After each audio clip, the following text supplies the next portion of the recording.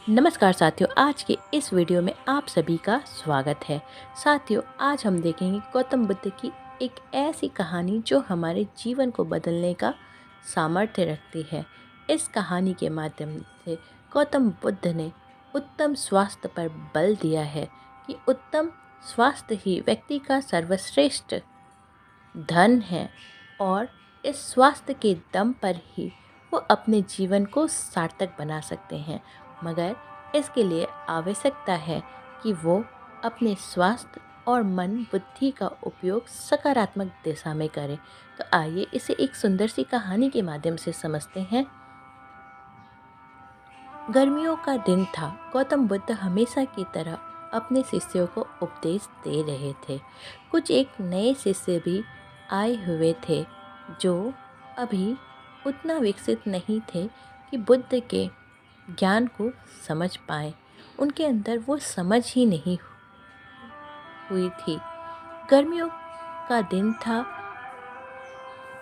सूरज अपने चरम पर था। चारों ओर धूप ही धूप थी। लेकिन उस वृक्ष के कारण बुद्ध और उनके सभी भिक्षु आराम से छांव में बैठे हुए थे।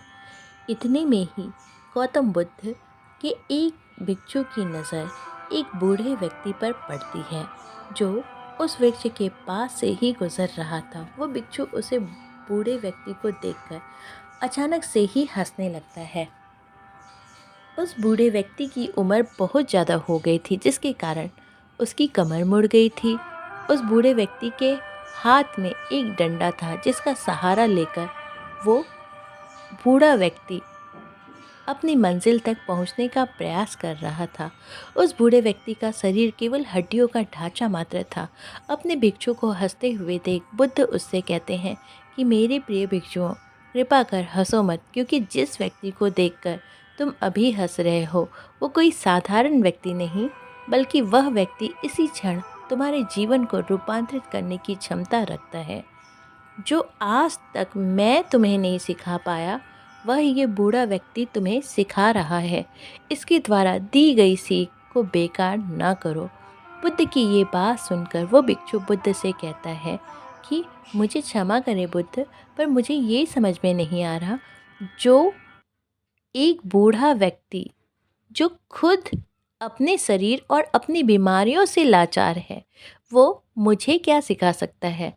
फिर बुद्ध उस भिक्षु से कहते हैं कि ये बूढ़ा व्यक्ति तुम्हें तुम्हारा भविष्य दिखा रहा है। जिस बुढ़ापे को और लाचारी को देखकर तुम अभी हंस रहे हो, वो बुढ़ापा और लाचारी तुम्हारे जीवन में भी आने वाली है। वह व्यक्ति तुमसे कह रहा है कि अभी समय है, इस स्वस्थ शरीर का अच्छे कर्म करने के लिए उपयोग करो।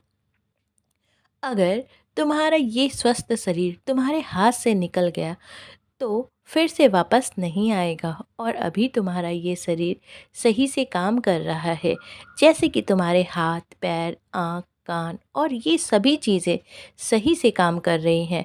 क्या ये छोटी बात है? और क्या तुम इसे मामूली सी बात समझ रहे हो? ये घटना कोई साधारण घटना नहीं जो अभी तुम्हारे साथ घटी। ये घटना तुम्हारे जीवन को बदलने की क्षमता रखती है। ठीक इसी तरह की एक घटना ने मेरा जीवन बदला था, और इस तरह की घटना के कारण ही मैं आज बुद्ध हूँ। फिर वो भिक्षु बुद्ध से कहता है कि क्षमा करें बुद्ध, परंतु मेरे मन में ये विचार नहीं आया कि मैं उस बूढ़े व्यक्ति से कुछ सीख सकता हूँ। उसे देखकर केवल मुझे हंसी आ गई। ऐसा इसलिए हुआ क्योंकि तुम्हें अपने भीतर कहीं ना कहीं लगता है कि जिस स्थिति में आज वो बूढ़ा व्यक्ति है, उस स्थिति में तुम कभी नहीं जाओगे। जिस बुढ़ापे का और लाचारी का सामना आज वो बूढ़ा व्यक्ति कर रहा है, तुम्हें लगता है कि उसका सामना तुम कभी नहीं करोगे, इसलिए तुम उस बूढ़े व्यक्ति को देखकर हंस पाए। तुमने सच्चाई को नज़रअंदाज कर दिया। अगर तुम सच्चाई को देख लेते तो चाहकर भी अपने आँखों के आंसुओं को नहीं रोक पाते, परंतु तुमने सत्य को अनदेखा कर दिया और तुम बहुत बड़ी संभावना से चूक गए। बुद्ध की ये बात सुन भिक्षु बुद्ध से क्षमा मांगता है और ये निश्चय करता है कि वह अपने स्वास्थ्य का उपयोग अपने अहंकार को बढ़ाने में नहीं बल्कि परम सत्य को पाने में करेगा। साथियों, उम्मीद है ये कहानी आपको अच्छी लगी होगी।